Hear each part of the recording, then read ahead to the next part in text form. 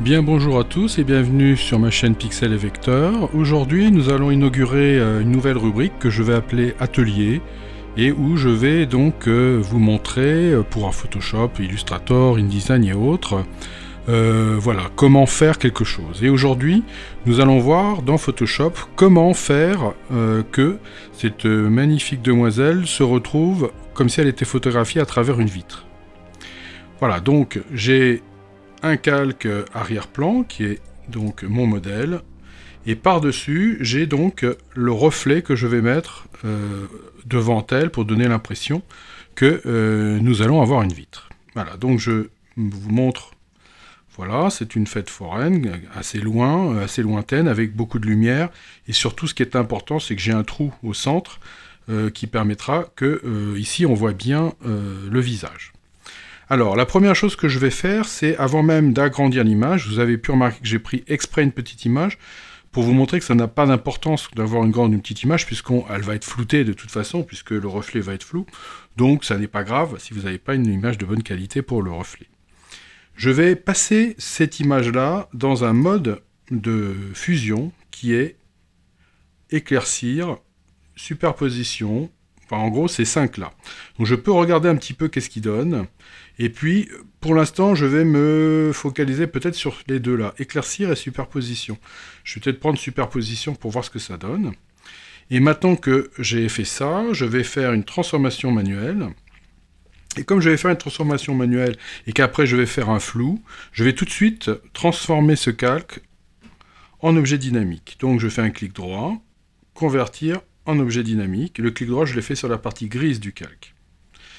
Et à partir du moment où j'ai un objet dynamique, si je fais une transformation manuelle, commande ou CTRL T, je vais pouvoir prendre un coin et tirer. Vous voyez que là, si je tire, ça ne va pas tirer par rapport au centre. Et j'aurais bien aimé pouvoir tirer par rapport au centre. Donc j'appuie sur la touche Alt. Et à partir de là, voilà, je vais pouvoir le bouger. Je vais l'augmenter, peut-être jusque là. Et puis je vais le rebouger et je vais l'emmener par là. Voilà. Étant donné que je suis en objet dynamique, je pourrais revenir éventuellement sur le fait que mon reflet est trop grand, trop petit, je pourrais rechanger sans problème la transformation manuelle sans avoir la moindre altération. Très bien, et puis maintenant, je vais descendre l'opacité de mon calque, bien évidemment, pour que ça soit un peu moins fort. Voilà, donc oui, je pourrais faire quelque chose qui serait par là. Je vais maintenant appliquer un filtre de flou gaussien sur mon calque. Voilà, je le mets à 0 et je le fais bouger. Et je regarde quand est-ce que je trouve que, voilà, par là, je trouve que ça pourrait être pas mal. Là aussi, ça n'est pas très grave si la valeur n'est pas la bonne, puisque je vous rappelle que, étant dans un objet dynamique, j'ai mon flou gaussien qui est apparu ici, je peux redouble-cliquer sur le nom, et retomber sur mon filtre, et changer son réglage. Donc pas de problème, je pourrais l'ajuster après.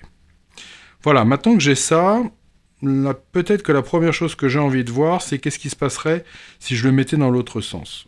Si sur votre reflet, vous avez des inscriptions, si vous avez des enseignes, vous êtes obligé de le mettre à l'envers, puisque le reflet va donc inverser tout. Mais moi, je n'ai pas, c'est simplement pour voir qu'est-ce qui se passerait. Donc j'ai fait une transformation manuelle, je vais me faire une symétrie sur l'axe horizontal pour voir qu'est-ce que ça donnerait dans l'autre sens. Voilà, est-ce que ça serait bien comme ça? Voilà, c'est peut-être pas mal comme ça. Donc je vais peut-être le laisser comme ça. Par contre, je trouve que finalement, mon reflet n'est peut-être pas assez présent. J'aurais bien aimé un peu plus présent. Donc je vais revenir sur mon opacité, et je vais rebouger un petit peu mon opacité. Voilà, pour refaire apparaître un petit peu plus de... Voilà, ça sera un peu plus joli comme ça, plus lumineux. Voilà, ça j'aime bien. À tout moment, je peux enlever le petit œil pour voir avant, après. Vous voyez, je vois un petit peu qu'est-ce qui est masqué, qu'est-ce qui l'est pas. Est-ce que mon visage est altéré? Puisqu'en fait, l'idée, c'est que mon visage ne soit pas altéré.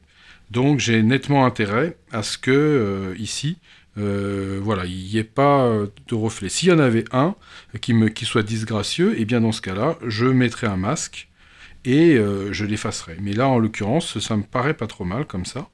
Je trouve que c'est vrai. Par contre, ce qui m'embête un peu, c'est le bas. Je trouve qu'en bas, j'aimerais bien que l'image soit fermée. Je voudrais pas que les reflets tombent jusqu'en bas. Donc, je vais bien me rajouter un masque. Voilà. Et puis, j'allais me faire un petit dégradé. Je vais dans l'outil dégradé. Je clique ici sur le dégradé même pour aller me chercher le troisième paramètre prédéfini qui s'appelle noir-blanc. Je fais OK. Et maintenant, je vais tirer mon dégradé. Voilà. Comme ça, pour en fait aller masquer. Vous voyez, de manière à ce que le bas n'ait pas de... que les reflets, vous voyez, s'arrêtent à peu près au niveau du bar. J'ai pas envie que ça descende en dessous. Je trouve que c'est plus joli comme ça. Vous voyez, qu'est-ce qui s'est passé?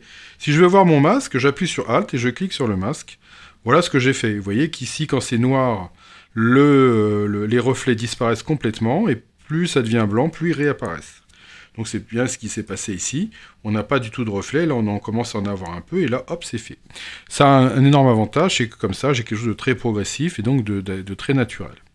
Voilà, donc là, vous voyez que maintenant, j'ai bien mon image sans reflet, mon image avec un reflet. Vous voyez que ça commence à être vraiment beaucoup plus intéressant.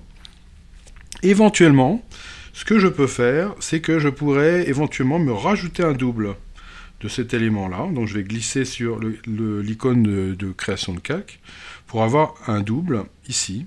Vous voyez, j'aime bien faire ça parce que des fois, ça donne des résultats qui sont très intéressants, un peu de manière aléatoire. Et là, je trouve que c'est pas mal du tout. Je vais peut-être le descendre un tout petit peu. Voilà. Et éventuellement, vous pouvez aussi voir qu'est-ce que ça donnerait avec un autre mode de fusion. L'éclaircir pourrait donner un bon résultat. Voilà, vous voyez, ça me permet de ne pas toucher au visage, parce que le mode éclaircir va faire comme le visage est clair par rapport au reflet, il va rester normal. Par contre, les reflets sont un petit peu amplifiés, et ça peut donner un très beau résultat. Vous voyez, j'aime bien. Voilà, donc je vais faire ça. Et donc, étant donné que je fais ça, je vais prendre mes deux éléments, je vais les glisser sur l'icône de groupe, pour avoir un groupe que je vais appeler donc reflet. Voilà, ce qui me permettra de savoir exactement où est mon reflet, si je dois continuer mon montage, si je dois rajouter divers éléments.